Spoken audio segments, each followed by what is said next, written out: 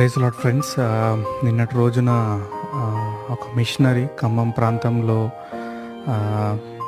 అనుకోని రీతిగా మరణించడం జరిగింది.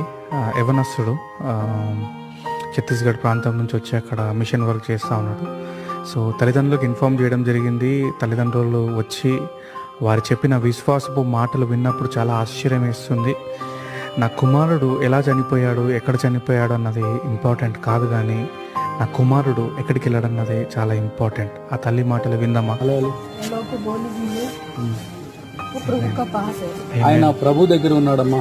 ఏం మనం ఆడవలసిన అవసరం ఏం లేదు. మీరు ఆయన ఎంత ప్రేమిస్తున్నారో నాకు ఇప్పుడు అర్థమవుతా ఉంది. నిజంగా ఆయన దేవుని పని చేశాడని నేను నమ్ముతున్నాను.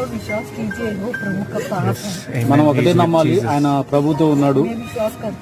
నేను నమ్ముతున్నాను ఆయన ప్రభుతో ఉన్నాడని.